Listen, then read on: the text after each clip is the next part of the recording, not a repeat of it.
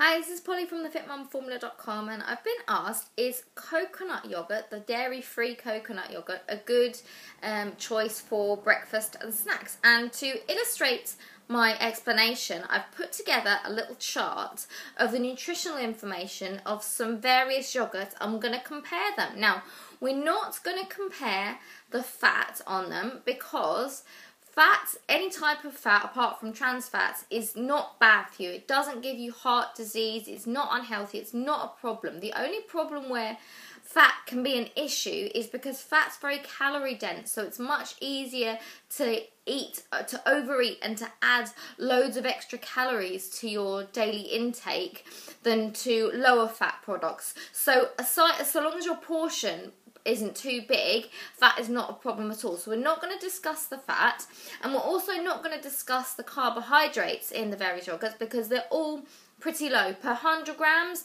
the maximum was 8 grams per 100 grams. So they're all really low carb, and the fat is irrelevant depending on your portion size. So the two things we're going to compare are the calories in the 4 different examples I've got, and the protein. Now, when it comes to losing weight, the number one most important thing you need to take into consideration is calories. So with that, we're going to compare some of these examples I've got here. First up, we've got the go-to for most people, and it's a favourite amongst the health community and the fitness community, is the fat-free Greek yogurt. Now, this example I've got here is the total. It's under the brand of Phage, I think it's called, the 0% one, so the fat-free one.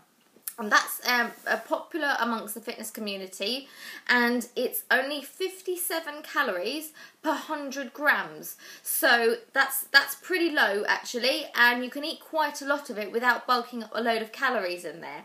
Next up, we've got the Alpro soy version. So that's made of whole soybeans. They've been mixed in with water and sort of processed down. And these are all unflavoured, by the way. These aren't fruit flavours. They're all the plain versions. So we're comparing like for like.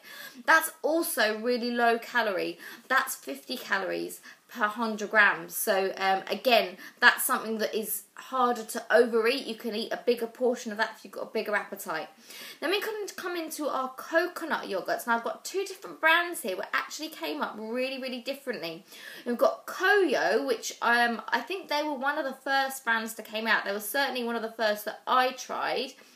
And they are a whopping 219 calories per 100 grams. So if we compare that to the other two, 50 and 57, you can see that's over double the calories per 100 grams. Now, that's not a major problem if you're having half the amount, but the problem is with that is you're also going to be getting half the amount of all the other good things that are in it.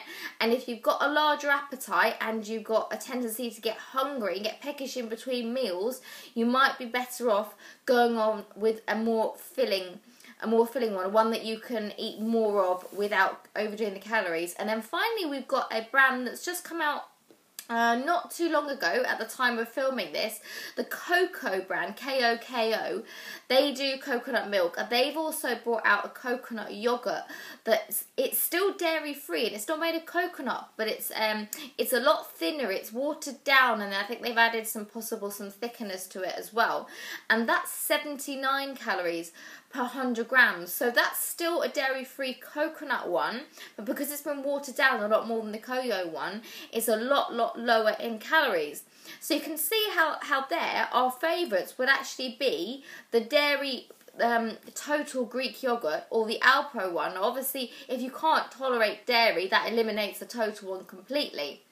But we've got, and some people aren't very good with soy products either, and I certainly wouldn't recommend eating tons and tons of soy. For example, if you're a vegan, relying solely on soy products for your protein source is not necessarily a good idea, because it's a little bit of a grey area, but there seems to be some associations between soy products and thyroid function and hormones. So I'd say unless you've got an actual soy allergy, they're okay, but just don't go OTT on the soy. So that's the calories there. Now next, the other thing we're going to compare is the protein. Now protein is really great for people wanting to lose weight because it's the most satiating macronutrient. It's really filling, and it's going to fill you up a lot more and a lot quicker on fewer calories than fat or carbohydrates. So protein is great for keeping you full. It's also great because it supports muscles, and what muscle does, no, it doesn't bulk you up like Hulk Hogan. What it does is it gives you that toned look that you're looking for. When you want to look toned, what that is muscle that you can see. You can see the outside of your muscles, and of course more muscle means that you're stronger and life is easier in general as well. So protein goes, the total 0% Greek yogurt is 10.3 grams of protein per 100 grams of yogurt. Then we've got the Alpro soy one, that's 4 grams per 100 grams. Then we've got the two coconut ones. We've got the Koyo one is 2.5.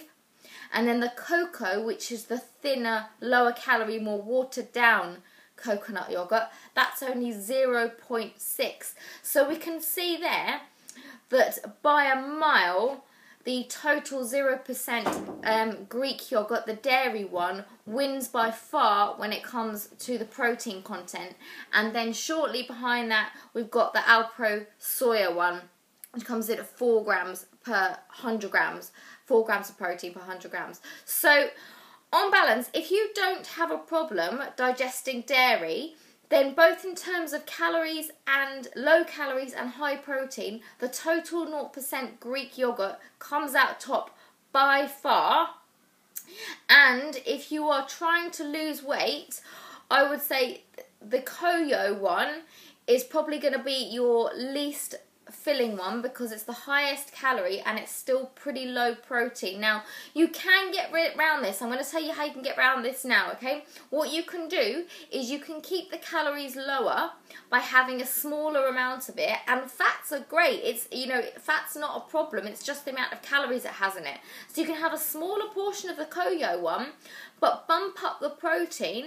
Now, personally, I really like adding flavoured protein powders to yogurt or even alternative yogurt. So some Koyo yogurt mixed in with some, say, strawberry protein powder, that would turn in to a higher protein, really yummy pudding or breakfast, and I would quite happily have that. But if I was to eat Koyo yogurt by itself, it would be quite a lot of calories without being very filling. So personally, I think it would be more helpful to most people to bump up the protein in it a little bit in whatever way you choose. And also you can add the bulk to it, low calorie bulk and vitamins and nutrients by throwing fruit in there as well. But you can do that with all of them. So there you go, that's a rundown of the different yogurts and dairy yogurt alternatives out there. My favourite is the total 0% Greek yogurt, but if you've got a problem with dairy, if you don't tolerate it very well, play around with the other ones. Just be wary of the calorie content of some of these coconut ones, can be really high, and if you're not cutting your calories down enough, then you're not going to be losing weight.